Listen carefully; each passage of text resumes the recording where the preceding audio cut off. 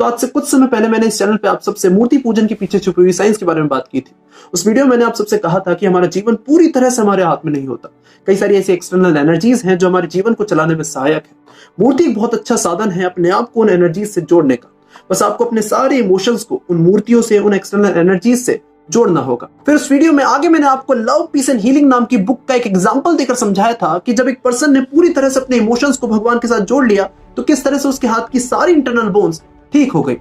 आज इस वीडियो में जिस दिव्य पुरुष की मैं बात करने जा रहा हूं वो एक बहुत बड़ा एग्जांपल है इस चीज का कि जब आप अपने आप को और अपने इमोशंस को एक्सटर्नल एनर्जी से जोड़ते हैं तो आप अपने जीवन में क्या से क्या कर जाते हैं। आज इस वीडियो में हम बात करने जा रहे हैं श्रीनिवास रामानुजन जी के जीवन के बारे में। आपने उनका नाम कई सारे ग्रेट मैथमेटिकल फॉर्मुलेस की वजह से, कई सारे ग्रेट मैथमेटिकल आइडेंटिटीज की वजह से सुना होगा। उन्हीं मैथमेटिकल फॉर्मुलेस की वजह से, उन्हीं मैथमेटिकल आइडेंटिटीज की वजह से आज के मैथमेटिशियन, आज के साइंटिस्ट पाई की मिलियंथ टर्म तक वैल्यू निकाल पा रहे हैं, ब्लैक होल के कॉन्सेप्ट को मैथमेटिकली समझ पा रहे हैं। लेकिन क्या कभी आपने सोचा है कि इतने सारे फॉर्मुलेस उन्होंने इतने कम समय में कैसे दे दिए? क्या उनका जीनियस माइंड इस चीज को करने में सफिशिएंट था या कारण कुछ और था? आज इस वीडियो में हम इसी चीज के ऊपर बात करेंगे और इस कारण को जानने की पूरी कोशिश करेंगे।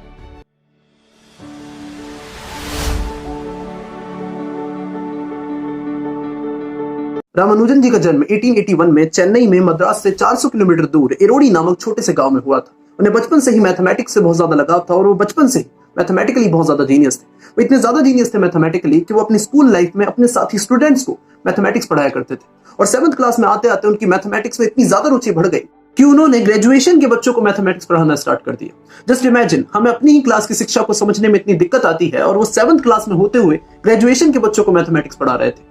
जब उनके प्रोफेसर ने, जब उनके टीचर्स ने ये चीज देखी तो उन्होंने बस एक बात कही कि स्कूल लेवल की शिक्षा में इतनी कैपेबिलिटी नहीं है कि वो रामानुजन जी को ज्ञान प्रोवाइड करवा सके। मींस स्कूल लेवल की शिक्षा यहाँ है और रामानुजन जी के माइंड की कैपेबिलिटी यहाँ है। हाई स्कूल में इंग्लिश और मैथमेटिक्स में अच्छे मार्क्स लाने के कारण उन्हें स्कॉलरशिप दी गई, लेकिन वही स्कॉलरशिप आगे जाके रद्द कर दी गई क्योंकि वो मैथमेटिक्स के अलावा बाकी सब सब्जेक्ट्स में कम ध्यान दे रहे थे। आगे चलकर 1905 में उन्होंने मद्रास विश्वविद्यालय के एंट्रेंस एग्जामिनेशन में हिस्सा लिया, लेकिन मैथमेटिक्स के अलावा बाकी सब सब्जेक्ट्स में कम मार्क्स आने के कारण वो एंट्रेंस एग्जामिनेशन में फेल हो गए। 1906 और 1907 में भी यही हाल रहा और वो मद्रास विश्वविद्यालय में एडमिशन नहीं ले पाए। 1909 में उनकी शादी हो गई और उसके बाद उन पर बहुत ज्यादा परिवार की जिम्मेदारी आ गई। उस जिम्मेदारियों के चलते उन्होंने जगह जगह नौकरी की तलाश की और उन्हें एक नौकरी मिली भी, लेकिन 25 रुपए पर मंथ की सैलरी पर। 1913 में रामानुजन जी की लाइफ में एक बहुत बड़ा बूस्टअप आया क्योंकि उन्होंने जीएच हार्डी, जो कि कैम्ब्रिज के बहुत बड़े प्रोफेसर और मैथमेटिशियन थे, उन्हें लेटर लिखा। उस लेटर में रामानुजन जी ने अपने कई सारे फॉर्मुलेज और कई सारी आइडेंटिटीज को लिखकर जीएच हार्डी को भेजा था। जब फर्स्ट टाइम जीएच हार्डी ने उस लेटर को पढ़ा तो उन्हें लगा किसी ने फॉर्मुलेज लिखकर उनके साथ मजाक किया। बट सेकंड टाइम जब जीएच हार्डी ने उस लेटर को ध्यान से पढ़ा तो उस लेटर को पढ़ते ही शॉक रह गए, क्योंकि जो फॉर्मुलेज, जो मैथमेटिकल आइडेंटिटीज उस लेटर में लिखी थी, उन आइडेंटिटीज को डिराइव करने में बड़े बड़े साइंटिस्ट, बड़े बड़े मैथमेटिशियंस की लाइफ भी कम पड़ जाती। इस लेटर को पढ़ने के तुरंत बाद जीएच हार्डी ने रामानुजन जी को इंग्लैंड बुला दिया, उनका ट्रिनिटी कॉलेज में एडमिशन करवाया और रामानुजन जी की आगे की पढ़ाई ट्रिनिटी कॉलेज में होने लगी। 1917 तक रामानुजन जी ने बीएससी से अपनी ग्रेजुएशन कंप्लीट की। इस दौरान उन्होंने काफी मैथमेटिकल फॉर्मुलेस, काफी मैथमेटिकल आइडेंटिटीज को अपनी बुक्स में लिखा। इन मैथमेटिकल फॉर्मुलेस की वजह से, इन मैथमेटिकल आइडेंटिटीज की वजह से उनको पहचान मिली और उनकी योग्यता को सम्मान मिला। लेकिन जब भी जीएच हार्डी इन मैथमेटिकल फॉर्मुलेस के पीछे के, इन मैथमेटिकल आइडेंटिटीज के पीछे के प्रूफ रामानुजन जी से पूछते थे कि ये फॉर्मुलेस, ये आइडेंटिटीज तुमने फाइंड कैसे किए? तो रामानुजन जी सिर्फ उन्हें एक ही जवाब देते थे कि ये फॉर्मुलेस, ये आइडेंटिटीज मैं फाइंड नहीं करता, ये फॉर्मुलेस मेरे दिमाग में अपने आप आ जाते हैं। जब मैं सोता हूं तो सपनों में ये फॉर्मुलेस मेरे पास आते हैं और सुबह उठकर hand to hand in formulas को मैं पेपर पे लिख लेता हूं।